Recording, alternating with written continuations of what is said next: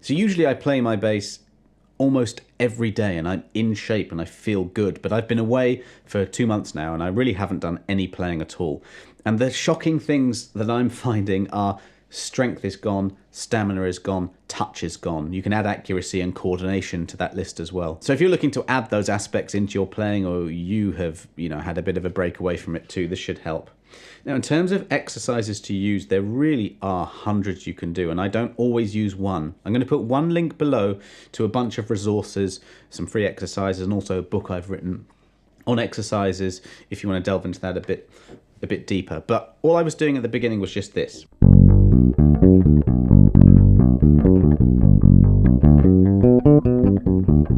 Like a variation on this. And that's just something I was practicing today, really. And here it is. It's a G major 7 arpeggio. I've got a little hammer on at the beginning. And then the rest is just alternate plucking and crossing strings. It's a good one to get all kinds of technical aspects back into my playing. I can feel, after really no time at all, a bit of strain here, okay? And this is a bit of a warning. If you're practicing and you're playing and you feel any kind of pains or strains, especially in the joints, that's a sign not to carry on and push through the pain barrier. We don't want to do that at all. That can lead to injury. You just got to be careful, and if that happens, rest for the day, come back the next day. It's all about getting reps in. I would suggest 10 to 15 minutes every day of just technique exercises.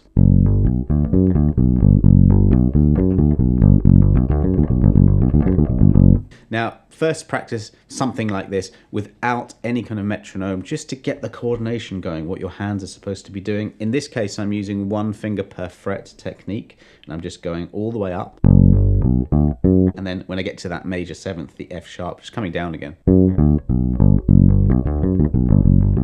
And then the next part of the exercise I was doing was this. Also just getting back into patterns, really, because that's a major 7th to the root. There's a major 3rd to a 5th. And I like thinking that way because I could just transfer that pattern now to the D and the G strings. It's the same thing. There's a bit of a shift here. When I get to the top, come down again. And it's just all alternating. I put a drum beat on and it was at 119 beats per minute. Let's try that actually. So once you feel a bit more comfortable with where you are, it's good to get either a metronome or a drum loop and then play around with that.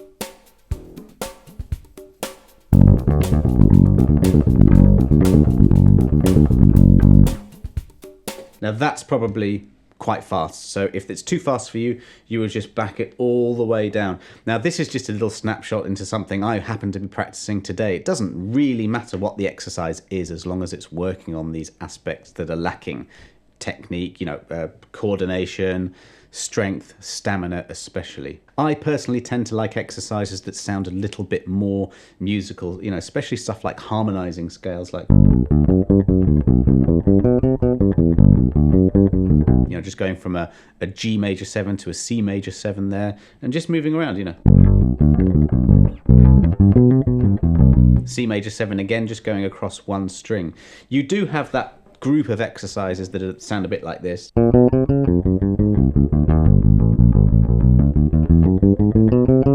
I kind of call them boring but useful exercises, very mechanical. I've got a free book, actually, another link below for that one, which has a bunch of those exercises in. And really, you just get what you like. Have a bunch of go-to exercises. It doesn't matter what they are, but it does matter that you're doing them every day. Obviously, observing the correct way to hold your bass, so it's not falling away, that your wrist isn't too bent, all of these things. But if you're doing the correct things every day, you're going to get back in shape in no time. Another thing I'd absolutely love to do is just put a song on, get some headphones and just play the bass along to it. So, if you've got a gig coming up, this is actually a good way to practice for a gig. Have a little playlist of songs, maybe it's 10 to 12 in a set. Go from the beginning and just go all the way through them. That's going to be excellent for your stamina and your playing songs. You may have seen a couple of videos I have where I'm using an app called Tomplay. That's another good one where you can knock out the bass and just play along. Like I said before, I like the more musical exercises, but I really don't mind when I'm in this position and I just need to sit down and play. I really don't mind running scales up and down, you know, A major. Really, really boring, but it's getting me coordinated. It's getting the strength back. I might sequence things, go in thirds.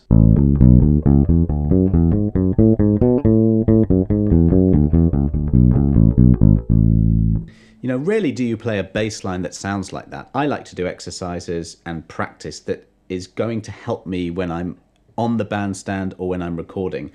And this doesn't really do that, but just to reiterate the point, it's not really about that. This type of practice is just about getting all of those things that are lost, the coordination, all of that back. Another thing I like to do is to set up a drone, which is just one single continuous long note. And again, play scales, but also start to improvise, start to add some musicality to it. So something like this.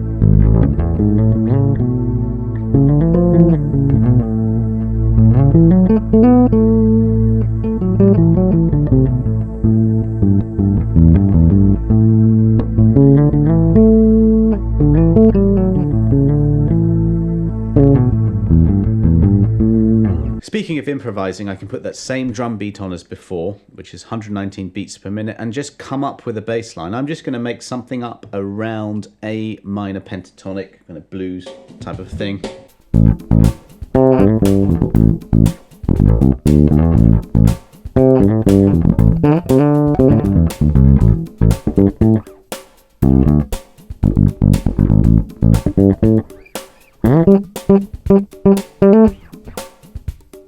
So the idea there is just to be a bit more musical, and that's something you do in your practice anyway, is to take, you know, something like a scale and actually bring it to life and make music with it. That I do a lot of that on this channel, is to take theory and just to create with it. Otherwise, what's the point? So we're transitioning less from the more mechanical type things that are just working on strength into something that, you know, activates a different part of the brain. For me anyway, I feel like I've really missed that in these last 2 months where I haven't been playing. So it's not all strength and stamina. That's very, very important, though, I have to say. Like I'd struggle to do a gig today because I would get through it, but I'd have to go through the pain barrier, right? So a lot of my practice now is to get that back. But I also want to, you know, to keep my improvisation chops up as well. So that's something you might want to look at.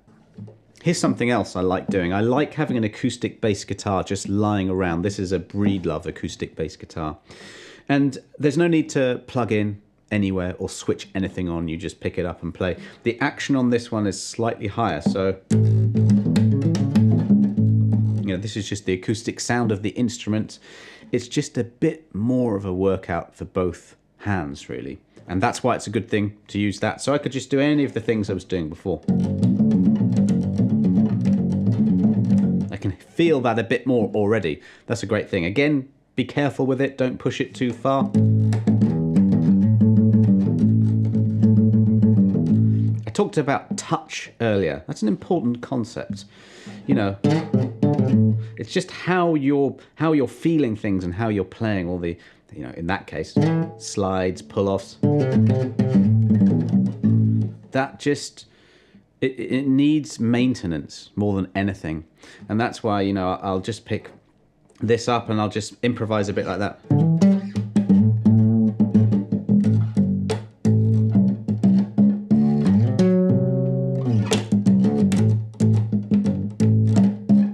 Just to get the timing back, really, just to have that feel going. That's actually another good tip, is to have a bass guitar to hand. You can see in the background I've got a few basses. If you've watched this channel before, you've seen this room. This is my studio, and I've got multiple basses here. But in the lounge area over in that direction, I've got a bass there as well. So there's never an excuse. And if I'm sitting down somewhere, I'm never far away from a bass. And I'll often get an electric and play that acoustically. It's not ideal, but at least I'm always playing. And you'll be surprised how easy it is to play when your bass isn't in a case or, you know, upstairs and perhaps you're downstairs. You know, always have one close to hand. Above all, what you need is a commitment to roughly 10 minutes every day.